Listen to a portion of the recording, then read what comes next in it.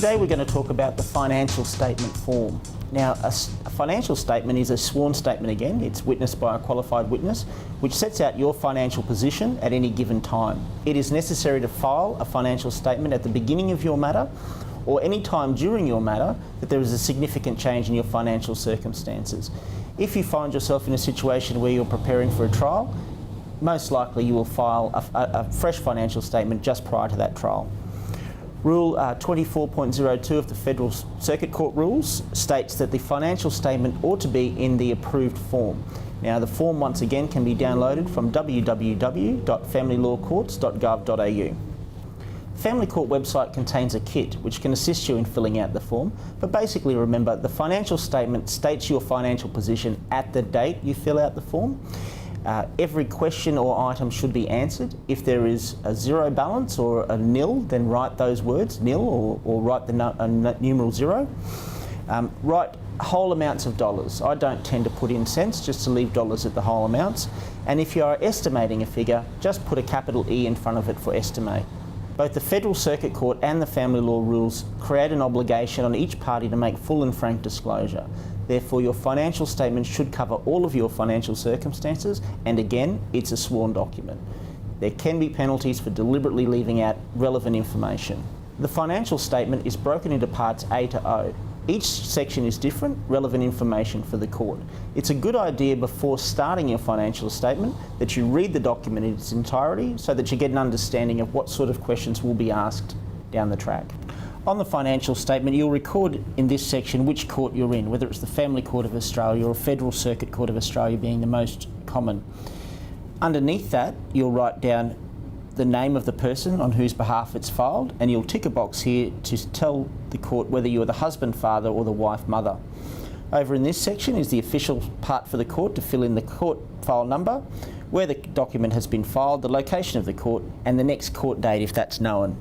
Part A on the form is where you'd put in your basic information such as your name, your address, etc. And below that is again the jurat, where you would have that document signed and witnessed before a Justice of the Peace, a Commissioner for Declarations or an Australian legal practitioner. Part B is a summary of all the other matters that you will total during the financial statement, such as your weekly income, your personal expenditure, the value of the property owned by you, superannuation, liabilities and any financial resources. So these are the matters really that follow, and this was where you will record all of those totals at the end. Part C is self-explanatory. That's just where you'll record your occupation, your employment details including addresses and how long you've been at a particular job. Part D of the form again is fairly self-explanatory. It relates to your income. So you'd put there your total wages and salary before tax and any other sources of income you might have. The form itself will list the matters that are genuinely relevant in any situation such as this, and cover things such as child support, government benefits, income from any businesses or trusts or other income. Part E is simply for other income earners in your household. You'd identify the name of that person, what their relationship is to you, and the average weekly amount of income. Part F deals with expenses you pay for others' benefit. It's not commonly a part of the form that's filled out, but if you are paying anything for somebody else, you'd record it there. Part G relates to your personal expenditure, including the income tax on your taxable income that you recorded over the page in Part D. Again, the form is self-explanatory and you would simply follow the questions and provide the information asked for. Part H is for expenses that you might pay for the benefit of others. Again, it's not a very commonly filled in area of the form. However, if these circumstances exist, they would be recorded there. So effectively, parts D to H cover your income and your expenses. Part I commences with property owned by you, and it sets out headings of various types of property. Now, importantly to recognise here is that it's property owned by you. So if you have a 50% share in the matrimonial home, you would write down in this section your 50% share along with 50% of the value. When you're filling out this part of the form, always remember that what's in your name, what's in your partner's name when you're filling something out. In Part J of the form, you would record your superannuation interests.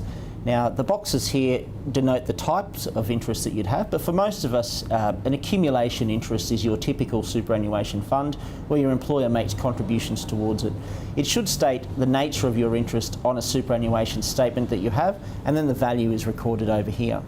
Part K of the form covers your liabilities. So just as you put your assets earlier, in this part of the form you'll record what are your liabilities. Again, liabilities that are in your name need to be recorded. So for the home, if you have a mortgage for your matrimonial home, you would put your share of the mortgage in this part and your share of the value of that. So for example, if your mortgage was $200,000 in joint names, you would put that you have a 50% share and that $100,000 is the level of your debt. And again, for any other debts that you have, just what's in your name. So just remember, when you're filling out the financial statement for your assets and liabilities, put down the assets or the liabilities that are in your name or the percentage interest that relates to you, i.e. which part of the assets relate to you that are held jointly or which part of the debt that's held jointly relates to you. Part L of the financial statement relates to financial resources. Now, financial resources are not property, but they are potential sources of income. A very common one that family lawyers deal with would be a beneficial interest in a discretionary trust. So there may be a family trust, you receive payments from that trust from family, you don't own the trust, but you get these payments. So that's something you may record there. Part M moves on then to about the disposal of property. Disposal of property means property that you have sold. So you would record what has been sold and the value that you received for it. The reason why I consider it's always good practice to fill in Part N is because at question 32, there is a part where the court or the form requires all other expenditure be listed. Therefore, if you've taken the time to fill out this part of the form, you'll have a more accurate idea of what is the all other expenditure. Every family law matter is different and there may not be enough room on the form for you to put all of your information.